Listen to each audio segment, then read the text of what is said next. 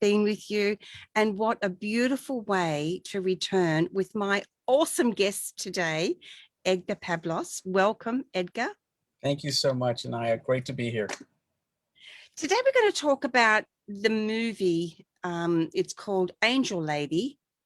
So it's Facebook, please, everyone, go check it out, Angel Lady movie. We're going to talk about what Edgar's passion, his purpose as the director of this movie is, and what his core beliefs are about why this is an important story to tell right now. Edgar, you grew up in El Paso on the border there. You Yes. currently live in LA. So you've got a broad range of experience between where you grew up, where you are now, and what's brought you to this point in time to be feeling so passionate about this wonderful project. Yes. And it all stems from my relationship with the producers, Sherry Myers and Dan Moore. They're dear friends of mine who we actually met in El Paso. Uh, Nice. it's really it's funny. I've always known I wanted to be in the film industry, and one of my favorite filmmakers is Walter Hill. And I heard that Walter Hill was coming to my hometown to make a movie, and I tried so hard to get on that set. And I tried everything. And not to go into more details, but I snuck onto the set and befriended Dan Moore, who was the costume designer of the film. And Dan had just gotten married to Sherry, and loved that I was a fan of Walter Hill. We struck up a conversation, and he was the nicest man, and appreciated that I was a fan of this director because Dan had worked with this director for many years. And that friendship is now over 25 years old.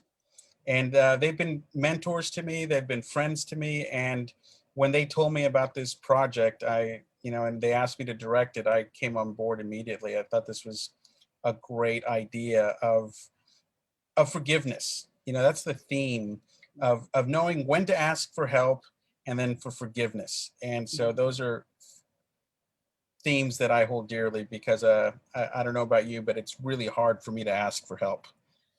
It's the same. It is absolutely the same, Edgar. And just touching on Sherry and Dan for a moment, I've never met Dan, Mhm. but I just have this heart connection with him. And of course, Sherry is a magnificent human being. And we spoke with Sherry not last week, but the week before. So that's on the podcast on Angel Heart Radio, and it's also on our Facebook page. And I listened to the podcast yesterday, Edgar. It was so inspiring. I loved every minute. She's so wonderful. So you guys as a team, plus other team members who we will talk about as well, I just feel like this is kind of like a golden mix, you know? Mm-hmm. It Mm. is. We have a great team with us. That also it all started in El Paso, as a matter of fact, because our other producer Jeffrey Wetzel, who is a first assistant director, and he's done many big films. He's a legend in the industry as an AD. He was the first assistant director on this movie that Walter Hill directed in El Paso called Last Man Standing, that starred Bruce Willis. It's a big action movie set in the 1930s. So it was like this gangster western, which was a remake of the Akira Kurosawa film Yojimbo, the samurai film. And it was Dan Moore, after I got to know him, who hired me as a PA on that movie. Um, he asked me to show Sherry around El Paso. After I snuck onto the set, I had my laser discs of all of Walter's movies, and he loved that I was a fan, so that I asked if Walter could sign my laser discs, and Dan said sure. And then Dan asked me if, since I was from El Paso, that he and Sherry had actually written another story, another script that had taken place in El Paso, and if I wouldn't mind showing Sherry around El Paso. So I took Sherry around all day. It was a wonderful way to get to know her and to hear the kinds of stories that she likes, that she gravitated towards, and we became instant friends. And as a way to thank me, Dan hired me the next day to be a set PA for his department, and that was the first movie I ever worked on in Hollywood, in my hometown. And from there, he got me an interview on the second film with this AD, Jeffrey Wetzel, and we've been a team ever since. I've worked on a few movies with JP as his set PA with the assistant director department, and he's been another mentor to me. Both he and Dan produced my short film, a Western that we did called Agua Dulce, also a spiritual film, I love it. supernatural Western. Oh, this is awesome. I'm hearing so much as you speak. I'm hearing so much about what the heart and soul of this movie is about: coming together, forming community, supporting each other, lifting each other up, while allowing each other to be who we actually are, right? Without Absolutely. those masks that we often feel we need in society. So, Edgar, as I'm hearing you speak about this part of your journey, it's also revealing to me that you have a beautiful heart. You know, that's quite obvious, even just from the 2-minute clip I watched where you spoke about, you know, what attracted you to this project in the first place. And isn't that so wonderful? Because already we're seeing that people are drawn to each other very naturally, as you were with Sherry and Dan, how the project came about, how, you know, this has been sitting there for 30 years waiting. Yes. Yes. And Sherry and I spoke about that, how wonderful that to some it might have seemed like nothing was happening. And yet, when you understand the deeper meaning, you can see, can't you? It was being nurtured the whole time. Otherwise, the idea would have just gone and it would never have gotten this far. It's true. A wise person, a friend of mine, said this to me a long time ago that has kept me going all this time, is that he said, time is not your friend, but timing is. And we should trust the timing of things. And that's kept me going when I feel frustrated that projects wait, gestate for so long that it feels like that it'll never happen. And Dan and Sherry have been shepherding this project for such a long time with different directors before me too. The right team hadn't come along yet. And Mm-hmm. and the timing That's was the right key. for us. Yep. Yet. That's the key, isn't it? The yet. We've got Sherry with us. If you're watching anywhere else, guys, head on over to the Angel Heart Radio Facebook page and you can add your comments on the live stream and we can feed those over to Edgar. If you've got questions about the movie or about his career or anything else, please ask. Elaine is with us. Elaine's just like, we adore Elaine. She's with us so often. Hello, Elaine. And Sherry's there. Hi, Sherry. Sherry, yeah. Yeah. So before we go any further, I'd just like to remind everyone that Angel Heart Radio programs are not to be used to replace your legal, medical, or professional advice, nor your own sound judgment. So Edgar, hi, Edgar from Sherry and Dan. I love being able to check out the comments like this. Yeah. So Edgar, before we get into who Ella is, I want to just ask you, because part of the passion that you've got for this movie is the fact that Ella is a single parent. She's a single mom. What really attracted you about that? What does that mean for you as a person? Well, two things. When I was working as an assistant to this director, his name is Mike Figgis. He was a mentor of mine. He's the director of the film Leaving Las Vegas that Nicolas Cage won the Oscar for. He has a producing partner named Annie Stewart. And Annie Stewart, I worked closely with her, and she was a single parent. And watching her raise her son and produce a movie at the same time, and with her, I watched her produce 3 movies and raise her beautiful little boy, Milo. And that really, I admired her so much for doing that, to be able to still produce this film for Mike and yet look after her little boy. And it was a miracle. It really was. And I admired her very much for that. And also, coming across from the Latino community, you do see a lot of, broken homes, single parents, friends. But for me, it was in 8th grade, I experienced it a little bit when my father went back to school. Both my parents are actual dentists in Juarez, and my dad went back to school to get his orthodontics license, and he was gone for a year. And that year, my mom was by herself with us and was taking care of the business plus us, and I felt that absence. So I can't, and that was only for a year. I can't Mhm. imagine Yeah. what others go through that, and it was tough. And it was my eighth grade year, and that was the probably the worst year that I had in school. And I know it had a lot to do with missing my father. Yeah. You know, Absolutely. And that, it's such a big job for a single parent because you're trying to be all things all the time, and I was a single parent for many years, twice. Mhm. And I found that very challenging. So for Ella, she's really been in a very tough situation, Ella being the main character, and Danny, her son, who is 13 in the movie. So Ella's really struggled, hasn't she? Because not only is she on her own, but she's really suffering in many, many ways. Tell us a little bit about Ella and how we can understand who she is and why she's so vital to this movie. Well, she is our gateway into this story of forgiveness. We Ella's had a checkered past. She's in trouble with the law, and she's trying to make up those that time lost to her son at all costs. And so she's taken harbor in this border community. We set it in my hometown of El Paso, Texas.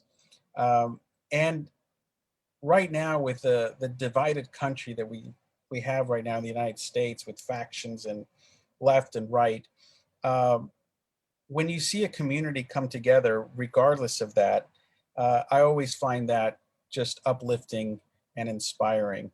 And we wanted to set someone from that world, that working class um American uh, female perspective, and put her into this Mexican American community.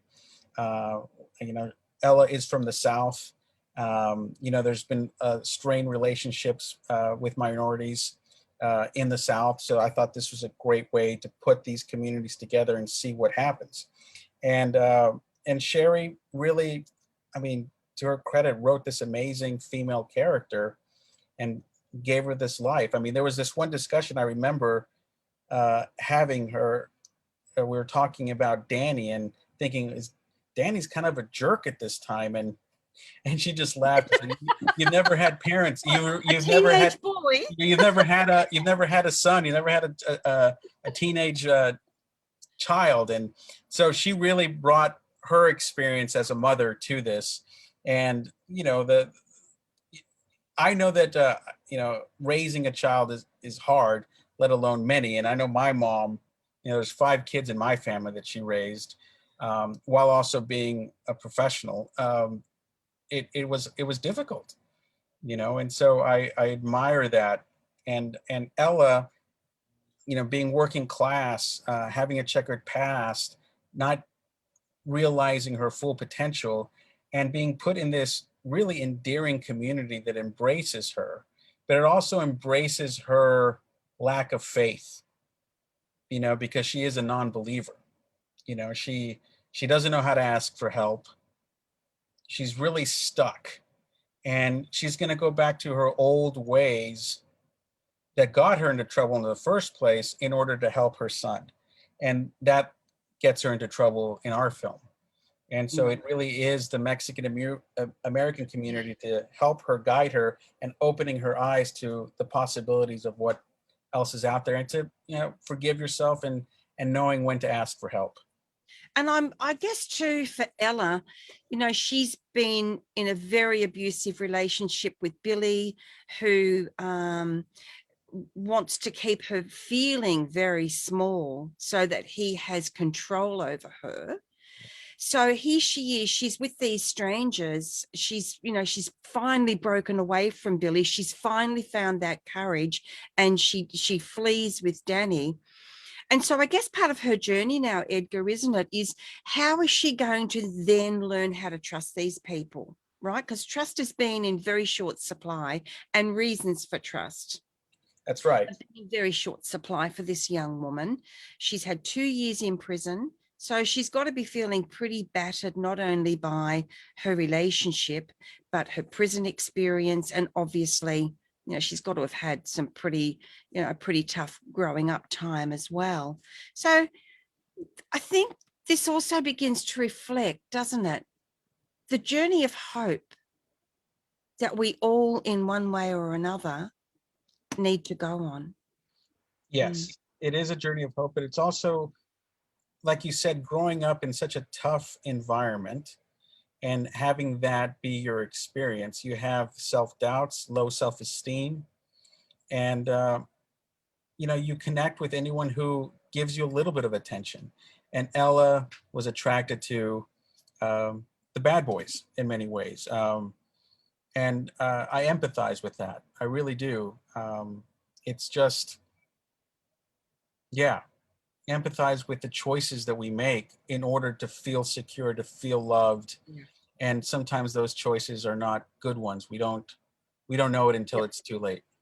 That's true. And then that makes it more difficult, doesn't it? Because suddenly we're not only faced with the consequences of our choices, but we've got to somehow, because I've been in this situation myself, where I've made some abysmal choices as a parent. And then my journey, and this is like maybe one of the reasons I really connect with Ella so deeply, was how do I then accept that, learn to make some sort of peace with it, and not use it as a yardstick to measure my own shortcomings. And also to keep punishing yourself Yep. for those shortcomings and for the, in Ella's case, the rotten things that she did in her past, cheating, fraud, all those things that she felt that she had to do back when. And we also empathize what a single parent would do to protect their child, to move them forward in this world and keep them safe at all costs. Yeah. And that's a big job all on its own. Okay. So let's touch on Danny for a second.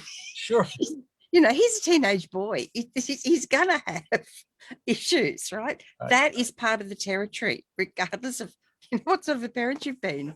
So what can you tell us about Danny that might open his character up a little bit for us? Danny's really interesting because he's not your ordinary teenager. He's really into architecture. He follows one particular Latin American architecture, which is another reason why I like the script so much. He follows this architect and his studies, and he is a nerd. He really is a geek, and it reminded me a lot about myself growing up, because I grew up in Texas where everything was about football. It was about sports. It was about cowboys. It was all of that. And I was into cinema. And there was very few people I could talk to about my favorite directors, my favorite writers. And I would follow them.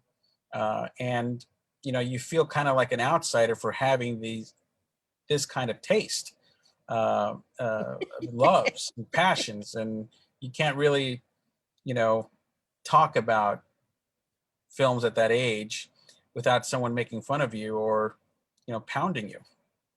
Absolutely. And Danny is the same way. He can't talk about architecture or renewable energy and everything that he's into, off-grid communities that he wants to make for his mom, without him being ridiculed. And that's exactly what happens. And he's far too smart for his age. He really is the adult in this family between Ella and himself. He really is the person that wants to take charge and be, an influence on his mom. But, his mom keeps getting into trouble with the choices that she makes, all, of course, for behalf of her son, all for Danny. Yeah. And that gets her in trouble. So, okay, so she's nabbed Danny, who's probably not too keen on maybe the next lot of choices his mother's about to make for him. But Yes. he's got to go with her. He can't stay with Billy, right? Right. This Right. is a bad situation. Ella's really been beaten up. We won't go into detail about that, but she's been beaten up. And she knows, I have got to get my kid. I have got to get us out of here. How does she find herself in this border town? How It does was she get there? Like, what makes her choose to go there? Well, that's all backstory, really. And the idea was that she was running for many years, trying to escape Billy, and she finds refuge in this community. It's where the car might have run out of gas. It was one Right. of those things that let's get as far away from this guy as possible, and they land just outside of El Paso, Texas, on this border community where literally there is a border wall dividing these two cities that are sister cities. I mean, growing up in that environment, Ciudad Juarez in Mexico and El Paso, Texas, it was one city for many years until the border came. The Mexican-American War happened, and Mexico lost that part of the land to the United States. So this big city, the sister city, was split in half. So you have Because you were born in El Paso yourself, weren't you? Yes, I was. I was born and You've raised got in all El these heart Paso. connections going on. It's Yeah, gorgeous. yeah. So okay, so here she is. So she she has to live somewhere. So she lives in a trailer, and inside that trailer is something that is so pivotal that she could never know beforehand. Yes. The journey this old TV that's in the trailer is about to take her on, Edgar. That's the catalyst, really. I mean, first, the incident that sets her off is that Danny's accepted into this architecture school in Chicago for a summer program that will guarantee him college admittance down the line. So at all costs, she must find the money so that he can attend this class. Meanwhile, she is working as a waitress in a Mexican American restaurant, making minimum wage, living off tips, and she finds herself, how am I going to find the money for this? On top of that, her son Danny turns the TV on one day. It's an old TV because obviously they can't afford a new one.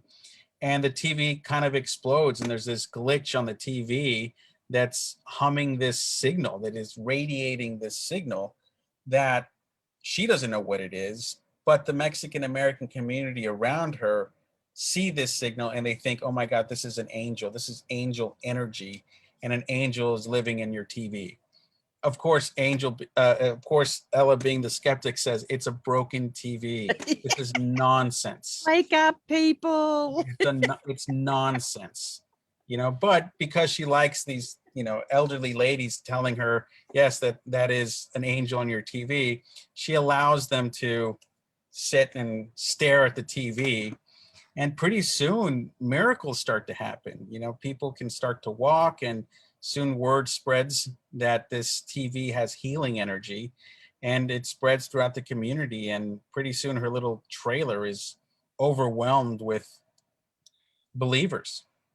And Wow. she can't believe it herself. She refuses to believe it, but she plays the part because now she can charge admittance to the TV, or donations, as she calls it, so that she can raise the money for her son. And And it's exciting, isn't it? Because I bet people watching now and later and listening on the podcast, I bet you've had moments like this, maybe not with the TV with the glitch in it, but Mhm. you've had moments that seem so ordinary. But then later, when you look back and reflect, you realize that was a massive doorway and everything was about to change. Absolutely. And I'll go back to my meeting Dan and Sherry for the first time. The story I forgot to tell you, that I was living in Los Angeles, had graduated from film school, and I got my first job working as assistant to two producers. And I lasted about 5 months before they fired me. Yeah, it was humiliating. And I had just rented a condo. I was doing well. I was on my own. And now I lost my job. And I didn't know what to do. I called my sister and I begged her not to tell my parents. But of course, she told my dad, and my dad called me and he said, you know what? You've been in school for 4 years. You graduated on a Friday. You started this job on a Monday, and you really didn't have any time to rest. You wanted to write. Why don't you come home for a year, relax, rest, don't worry about anything, will, and heal. And that was the greatest thing that he did for me, that I was able to leave Hollywood, come back to my hometown and rest and heal. And I kid you not, that 3 months later, I hear that my favorite filmmaker, Walter Hill, is coming to town to shoot a movie in El Paso. And the costume designer of that film, Dan Moore, who had just gotten married to Sherry. This is so cool. I'm Yeah. just loving this so much. And it's so exciting because, again, we see that while it might appear that we're very different to others, Mhm. our stories, at the basis of our stories, of our lives and experiences, there are similar themes and patterns running through for all of us. They might look different and take on different forms, but one of the main themes I'm hearing about now, you're talking about it, some people might call it coincidence. Right. It's the synchronicity, and the kindness that drives the synchronicity, like, come home, that the compassion, the love. Mhm. And this is so exciting, Edgar, because this energy carries with it so many opportunities, and Mhm. opportunities that we don't know exist until they start to occur. One of the books I read in college for the first time was The Alchemist. I don't know if you're familiar with that Oh, book, yeah. Paulo Coelho's book. And that line that says that if you have a dream deep in your soul, the universe will conspire to help you achieve it. And I never saw it work until, I was there, fired, going back to El Paso, getting on that set, because I had to sneak onto that set. I really tried hard to get on as best I could, but I snuck onto that set.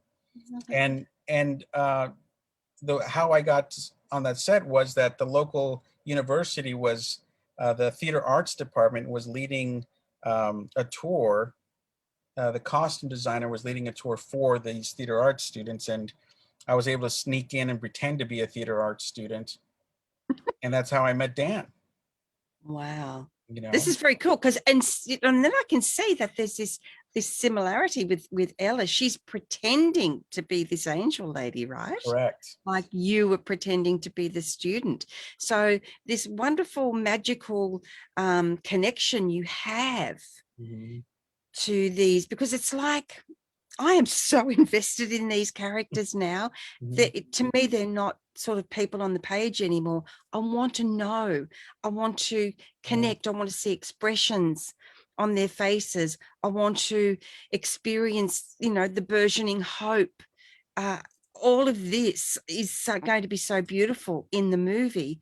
And as we know, there's a team that puts these things together, right? We've got an unseen team and we've got an earthly team of helpers. Yeah. What can you tell us about the team that you've been so blessed to work with and are working with? Well, as I mentioned, Dan Moore, costume designer, producer. He also produced my short film. And then Sherry, writer, producer. And then Jeffrey Wetzel, who was that first AD, who's also on that film that I met on in El Paso, and who would later hire me on my second film when I moved back to Los Angeles. And Jeffrey's experience as an AD is going to come very much, handy when we start actually making the film. And of This course, is we have a group of of friends and family that are supporters, that that will help us get through the finish line, and people like you and your listeners as well. It takes a village, it really does. And we the whole point of this film is we state that angels are real, and they walk among us. And I believe that, they may not be heavenly creatures, but yet they're of this earth, but have that angel energy, that they want to help, that they want yeah, to communicate, that they are here to connect those coincidences to our lives that you can't explain. yeah, Those little miracles that happen, that you can't explain otherwise, like, how did this happen? And I'm absolutely. and that's what it is. And also, going back to what you said about pretending, we put on these masks every day and pretend to be something we're not, or afraid to reveal our true selves. And I'm fascinated with those characters, that Mhm. put on a brave face or put on something else so that they feel like they can be accepted and to belong. And that's the Yeah. yearning, that yearning to belong. And Ella definitely, and so does her son. They have that yearning to belong. Yeah. And don't we all? Don't we all have that yearning in one way or another?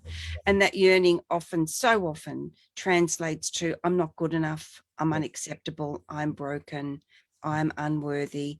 And this is one of the things I love so much about Ella, because you can completely understand how she feels that way. And yet,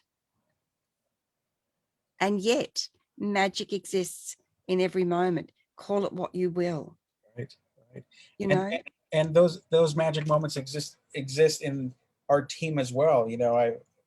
Of the people that I've met on this journey, it's beginning with Dan and Sherry, and it just branched out of those people that have helped me in this industry get the jobs that I've gotten, the Yeah. education that I've received, the mentorship that I've received. It all stems from these angelic beings, Mm, as I call them, because they have been um, my guides through the 20 plus years that, after I graduated from film school. yeah. Yep. I'm just sending a couple of messages because we're receiving some feedback as we go along. Okay. And Elaine says she's loving this talk, which is fab. I've written in the comments there that, thank you everyone for being a part of this village. Mhm. This village for this movie, this village for this message, the village that's going to support getting this out to the world. So Belinda's sending love. So one of the most important things you can do, guys, is head on over to Angel Lady Movie on Facebook, like the page, follow the page. It may seem like, pretty insignificant, but it actually adds up, and it does support this movie in ways that, you might not even recognize.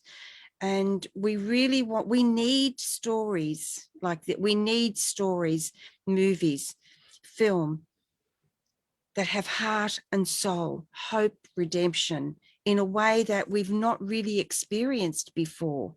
This is part of, as Sherry said, it's more than a movie, it's a movement. This movement that we're a part of. We need to bring it in, breathe life into it, inject our love into it and our support, and a simple like and a follow from you will make a huge difference, because not only does it, yes, I can write that name down for you, Belinda. Well done, gorgeous. And thank you for asking. Not only does it make a difference in that way, there's another way you can also help make a difference. This movie was originally called The Glitch, right? Right. Right. So Right. now being Angel Lady, new page, all those other people that like the Glitch page, all over there, nothing's happening, right? Guys, get yourself over, like Right. and follow Angel Lady Movie on Facebook. It's, get the village thriving. Mm. That's right. And That's right. Sherry says, thank you all for liking and following our page. Me too. Yay. Mm.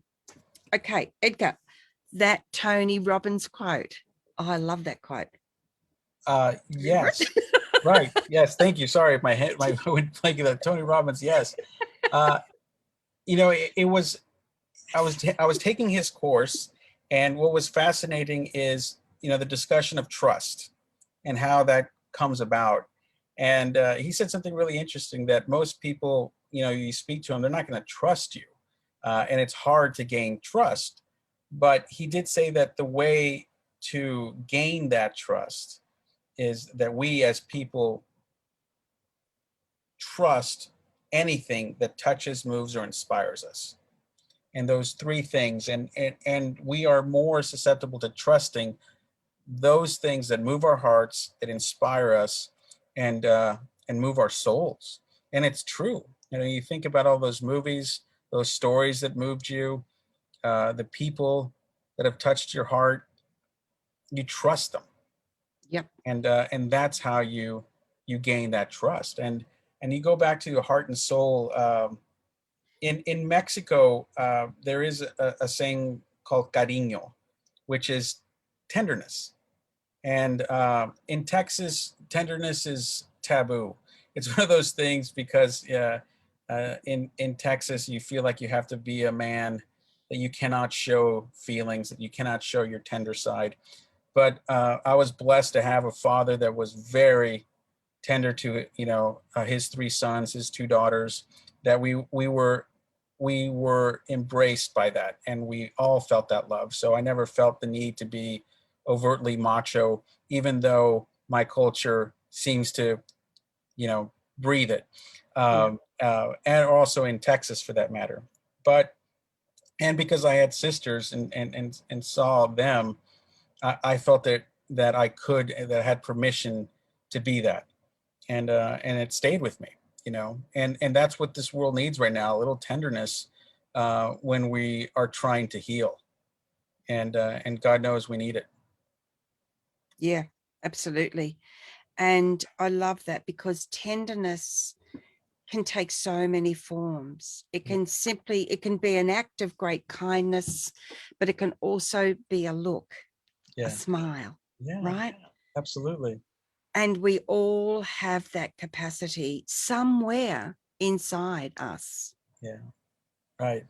And this is why I think it's very important that we highlight this. And this is what Angel Heart Radio really is all about. Mhm. How can we support you to remember your own magnificence? And this is the journey that Ella is on, right? That's right. And the importance of asking for help. I didn't realize that I had the trouble of asking for help until I was watching this movie. I don't know if you remember the film 127 Hours. No. It was James Franco. It's this true story of that poor young man that was out hiking one day, and the boulder fell on his arm, and he was stuck, Oh my God. and he couldn't move. And so he literally had to cut off his arm to survive. That's why I But didn't see it, because I yeah, couldn't cope with it's that. a brutal film, but the film's message was that, I mean, by the time you're experiencing what he went through, after he does the deed and he literally cut off his hands, he is looking for help, and he can't get the words out. He can't get the word help out even at that state until he finally screams it and people hear him. I just broke down and wept from that, and I realized, oh my God, I have trouble asking for help. And it goes back to that thing of like, are we worthy enough? Do I deserve that help? And it really hit home for me. Brilliant. Yeah. And Ella is that, because of her Yes. checkered past, she's not going to ask for help, even though these ladies are telling her, these Mexican American ladies in this community, even they're telling you have the healing energy coming from your TV. All you have to do is ask for help. What do you want? She won't believe it. She can't. Yeah. She Yeah. can't embrace Yeah. that. Yeah. And see, that's the thing too, because when we begin to open, well, in my experience anyway, as I began to open to hope, Edgar, Hmm. a couple of things happened for me. The terror increased, Yeah. right? Right. I became so afraid of the hope. It felt much safer not to have any. Hmm.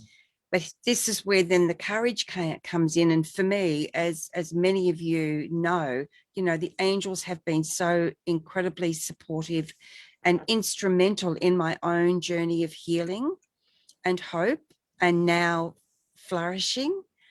Having that experience helps me to understand why it feels so risky to hope. Hmm. But that's the thing, isn't it?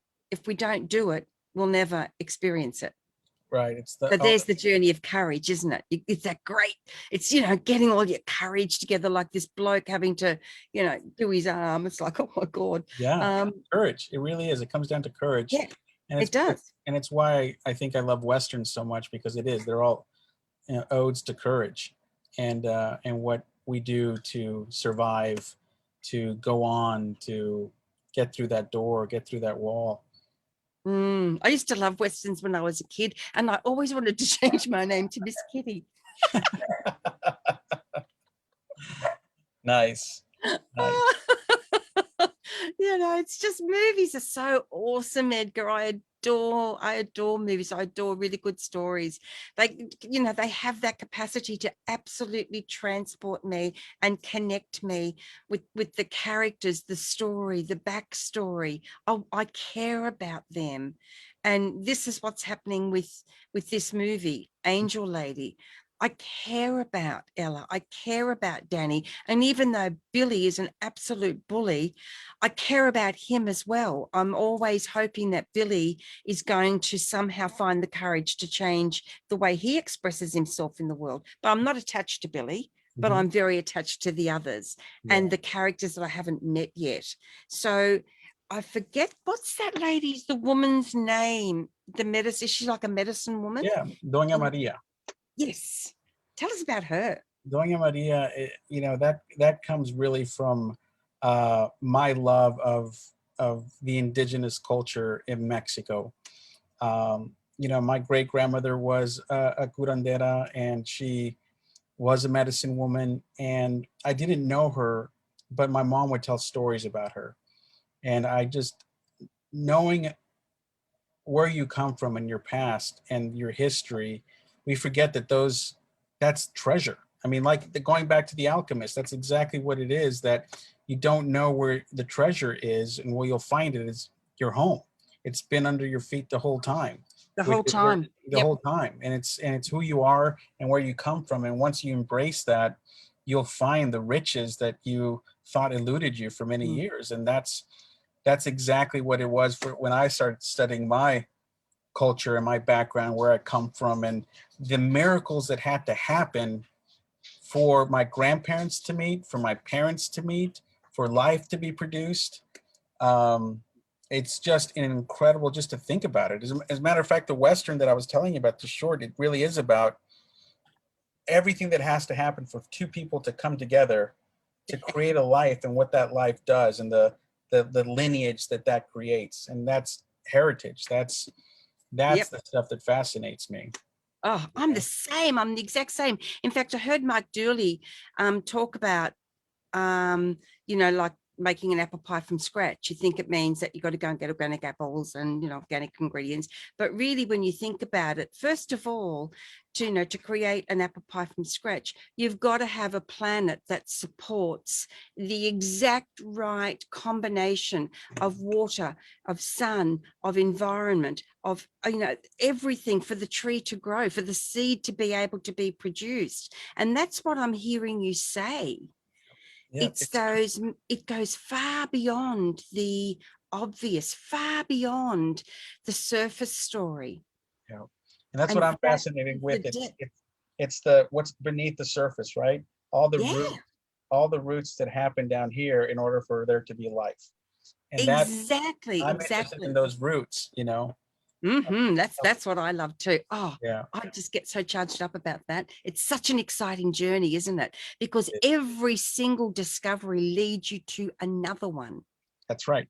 That's right. Yep. And those are the coincidences that we're talking about, that because you make this one choice for whatever reason, it leads to this, and you don't know where that's going to lead to. I mean, there was another book that my father gave me, was this philosopher Osho, who talked about choices, right? And he talked about, there's the known and the unknown, and most people will choose what they know 99% of the time, that's a safe choice. Let's move there. But he says that the unknown, I mean, what is the ultimate unknown in the universe is, he describes as what we call God, the universe, however you want to describe the divine. And that is the unknown. And think about it, we never choose the unknown because of that. We're always choosing the known. But if there comes a point in that crossroad, that you know which way one goes. Choose the unknown path, because you're choosing the divine every Yeah, time. exactly. And your heart will tell you it's Yeah, right. Your right. head may say, are you nuts? Go Yeah, the other way. This is right. just going to be, but your heart somehow knows, Edgar. It's like this incredible radar that's always got the divine. No, the blip, you see the blip, blip, Yep. blip. You Mhm. know, it's always connected. It's always supporting us. And Carol Ann is in the comments as well. And she's saying, I love your comments on asking for help, Edgar. It's something we all experience at various times in our lives. And that then again, it is exactly what you're talking about. It's all of us. Mhm. We might put up walls. We might speak different languages. We might have different customs. But at the end of the day, that even matters, right? I'm glad you brought up customs, because that's another thing that I've realized that people forget, that logic is 100% cultural. And Mm-hmm. what's logical to one culture is illogical to another. And that's where we have to find those common grounds and not just assume because one culture does things one way while another does it another way. And that's where those differences come together. And then we realize that if we really take a step back and look, okay, let's look at their point of view for a second. How are they doing this? Then you Yeah, realize that, through their point of view, it is logical. and, absolutely. and that's how we find a common ground. And we realize, I mean, going back to movies, why I love movies so much, because they unite us. They really do. They touch us, they inspire us, they move us, but yet they unite us. And I do believe that cinema has the power of healing in I many do too. ways, Yeah. and that's what I love about movies and why I Oh, keep I'm going the back. same. I am absolutely the same. And, as you were speaking there about, about customs, it really brought to mind so clearly when I was hosting international students who were here to learn English as a second language. Mhm. It was just the most extraordinary 4 years. Like, oh my God, I'm so grateful. It was so beautiful. And I remember a Japanese girl came and she had no English. So I had to ask her, do you eat eggs? Right? Not everybody can eat eggs. Some people are allergic to them. So how do I ask this very important question? I thought, oh yeah, that's right. It's going to be really easy. So I just went, you.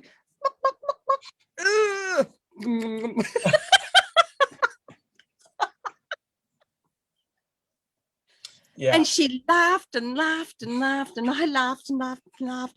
And right in that moment, there was no barrier at Right. all. Right. Language was completely irrelevant. And we worked out how to communicate, Mhm. as I did with all of my gorgeous students. And I had 54 students come Yeah. through my home in that 4-year period. And it was a golden time in life. Well, And they taught me, every one of them, you brought that you the bring up a only barriers that exist are the ones that we think are there. That's right. I mean, you bring up a good point about visual communication, right? And that's what cinema is. I mean, growing up, my dad did not speak English. We spoke Spanish at the house. And so when I would take him to the movies, I'd have to translate for him. And as you can imagine, being in a movie theater and I'm whispering to him, people are telling you to shut up. So I learned quickly that the only two kinds of movies that I could take my father to were action films and comedies, because those are the most visual stories. And that's what I love about cinema, that if you really have a great story and you can tell it visually, it doesn't matter what people are saying. That's the great thing about silent films. And if you look at the classic films that move us, the visual storytelling is what we, I think, grasp and relate and feel. You Yeah, know. it's so true. I watched a movie called Untouchables, and it's in French, I Oh think. yeah, great movie. Yeah. Oh, Oh my God, it's one of the best movies I've ever seen. And I was watching it thinking, oh, I'm reading the subtitles. And by the end of the movie, mhm. I completely forgot it wasn't in English. Yeah, And yeah. it really proved to me that barrier that I had that said, oh, I don't really like reading subtitles, I have to leave the movie to watch it, that proved to me that that was a false idea appearing real. You know. Yeah. And we've got Elaine says, you are hilarious, Anaya. And Caroline says, you crack me up, Anaya. I love your chicken. And it would have set up just the right communication pathways. So this is, I mean, that might seem like, you know, what's that got to do with, but it's exactly what we're talking about, isn't it, Edgar? Yeah. How do we communicate with people in a way that connects our hearts? That's right. And that's Right? it. That's right. The connection of the heart. Yeah. You know, I go back to Close Encounters of the Third Kind, the Spielberg film, right? Oh, Where you yes. have the visual elements, but it's the way that the aliens from another planet, the extraterrestrials, choose to communicate is through music for notes. And that's it. You know, music is such an important pathway straight to our hearts that you combine that with visuals, you have a visual communication, then you add music to that. I mean, that's what makes the soul sing and the heart just goes with you. And that's what I love about cinema. And the Oh, Untouchables, I mean, think about those two characters. You know, yes. I recommend that movie to everyone watching. It's a beautiful French film. It was remade in America Yeah, I never watched it. Did I never you? watched the remake either, just because I love the original so Yes. much that I didn't want to, and that's not judging against the American version. Oh, But absolutely not. It's just that when you love something so much, yeah. it's almost like this is my moment Hmm. of connection with this movie. And the fact that it was in French, and I don't normally watch subtitled movies because I find some of those subtitles are very, very teeny, and I got to Yes. get my glasses on and Right, right. blah, blah, blah, blah, blah. But the thing that really knocked my socks off, Edgar, at the end of the movie, when I found out it's about real people, I've watched it twice so far. Yeah. I've watched it a few times too. I saw it, I So think, twice beautiful. in the cinemas. I own it on Blu-ray. It's a special film. It Yeah. really is. And those two actors, I wish I could remember their names right now, but Oh, same. they're just amazing communicators, Yeah, because it was all, absolutely. if you look at the great thing about I love actors is that their craft, their tools, their face, it's the face and how they communicate, not with what they say, but through Mhm. their instrument, and that is their body, their face. And these two actors were amazing with that. They really were. They Yeah. were, for me, they stepped out of a movie and they just stepped straight into my heart. Yes. And I just loved my time with them. Yep. And I felt like not only had I enjoyed the story, etc., but what really happened for me was I felt like these people had touched me in a way that added something to my world. That's right. And Right? that's the power of cinema. And that's what we want with our film Angel Lady to do. Yes. And And cast. that's what I'm so excited. I want Yes. to know about the music now. I can't wait to find out all of these aspects, because I can see, just talking to you, talking to Sherry, and I'm sure the other team you've gathered, because these, like souls attract like souls. I can feel that there is a very special energy running through this project, and whether or not people believe in angels, I can feel there's a whole big angel team behind it as well, It, bringing this energy to earth in a very important way at a very powerful time. I also want to stress that yes, this film is about angel energy, but it's also about skepticism. We Yeah. want to invite those who don't believe to watch this film, because it doesn't matter. It really is about the people that come together in your life, and that's real. I mean, Yeah. there's nothing magical about that, except the circumstances that have to happen in order for you to meet this person. That's the miracle, that's the magic. But when you're face to face with a person that touches, that moves you, that inspires you, that's real. Yeah. How you can come together, that's the miracle, because all sorts of things had to happen for that meeting to take place. And That's right. that's If what you think happens to, about being, when you meet someone, Edgar, and Mhm. you think about how you came together, if you were 3 seconds Yes, earlier or later, yes, and that's what I love, because you don't have to believe in anything like this.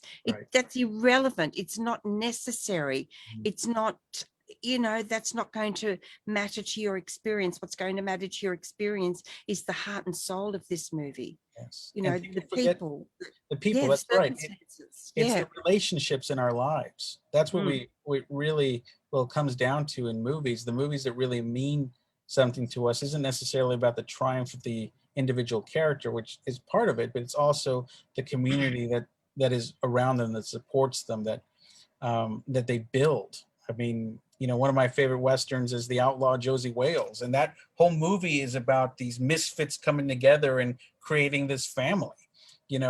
People forget about that inside this Clint Eastwood western, it really is about a community coming together and forming a family. Same with the films that I referenced in the video you saw, with Places in the Heart.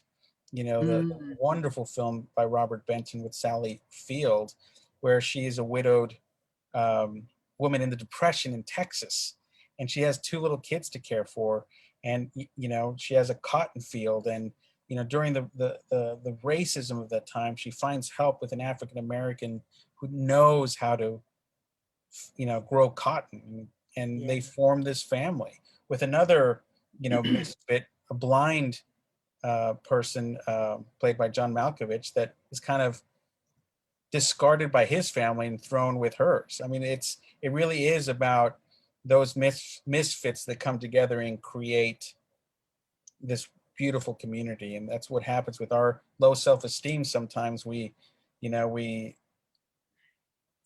we connect with people that are like us, and we build that bond, and then we can create community that way. And that's one of the reasons why I love this story so much, because that's what happens with Ella and Danny, that they come to this Mexican American community, that where she grew up, most likely, and again, this is all backstory, Mexicans were looked down upon, you know, Yeah. and yet Yep. here she is. She's being embraced by this community that her own community rejected growing up. Mm. Yes, and there's so much in that, because I don't think it really matters, quite honestly, what kind of family we come from, how together we seem on the outside, to the outside world, or how crazy we seem to the outside world. We all have the same needs. We all have the same hopes, and that is to be loved and accepted, to see love, care, and respect reflected back to us in the eyes of another. That's true. That's it, isn't it? Mhm. Yeah. Yeah, Yeah. It's it is. wonderful. Woo! And, I and can't wait to hear more. Yes. yeah, well, I was just going to add to that you're right. It is that the reflection of it and how we can achieve it, and it's taken me a long time to realize this, but it really comes down to helping others. Mm-hmm. It really does that. You take the attention away from yourself and you help others. It That love is reflected back that way immediately, with that gratitude, and just knowing that you made a difference in another person's life, and that's gold. It's That's absolute gold. mhm. My young grandson, Bailey, who's about to turn 9, he's at that age now where there's no hugging, in public anymore. There's people around, Oh yeah. no, no, no, no. And even at home, we've always been big huggers, and he's growing up and he's learning about being an individual, right? So I was with him the other day and he was doing his homework. And you know how you see people, they're jiggling their legs left, right, and center. And I'm watching his legs thinking, oh my God, he's not even 9. Because it was a glass top table. And then I got it, Edgar. He's writing furiously and his writing's atrocious. And I got it in an instant. And I said, I finally got it, Bailey. I said, your brain goes so fast Mhm. that your hand can't keep up. Yeah. Yeah. And he just went, phew. His legs stopped jiggling. And it was an amazing thing from that one genuine observation, the Yeah. difference. And then when I left, he threw his arms open. for a massive hug, Oh, that's great. right? Well, So, it's that thing when you yeah, see that person for who they are. I see you. Just that sentence alone, like I see you, I know who you are, and I'm acknowledging that. That's enough for people to embrace, for people to appreciate, just your so clarity true. and your observation, because it's Absolutely. everything. It's all beneath the surface, and when people can see beneath our surface, given the masks that we wear, the pretending that we do, and when they see you, I mean, it hits your soul. It does. Yeah. And it changes. Yeah. It's not a momentary thing that stays in you Mhm. and will always be there Right. forever. Right. And that's what's so beautiful about it. Now, Carol Ann says, Edgar, you Mhm. are an amazing guest. Oh, thank Your you. energy has blended so well with Anaya. Your caring and insight is a blessing for all. I would second that. You are Oh, thank fabulous. I you. love your energy. That 2-minute video I saw with you, which is on the page, Angel Lady movie. You'll see it Yes. in the video section. It was just great. And I saw you and I thought, oh, I just want to talk to you. I want to share you. I want people to know how amazing you are, because that's your natural energy. You bring that to this film Mhm. naturally. So therefore, it's already got that wonderful aspect to it. And Elaine says, thank you for your beautiful, caring heart, Edgar. Oh, thank you. That's really That's sweet. That's mm. great. It's beautiful. This has just been so enjoyable, and I've just loved it. And I feel like I could talk to you for another hour. Um, but let's get you back, get you Sure. back with Sherry. As things progress. Bet you guys would love that, right? Yeah, as things are progressing. Hey, what's the scoop? Absolutely. Where you're at. That would be brilliant. But stay with me now, because we're going to have a chat with Sherry afterwards. Okay. But I want to thank you so much for everything you shared with us today, Edgar. It's just been so wonderful. My pleasure. My pleasure, Naya. Thank you for having me. Great pleasure. And thank you, everyone. Thank you, thank you, thank you. And I'm just so grateful to have spent this time with you. And as you go out into the world today, tonight, tomorrow, and next week, and forevermore, remember to be kind to you. Kindness is so powerful and so important. And the kinder you are to yourself, not only the more kindness will you receive from others, but the more you will model that for others in the world. Thanks, everyone. We love you. We care about you. And we look forward to so much more sharing. And yes, I can stop the live stream. Thanks, everyone. See you soon. Bye.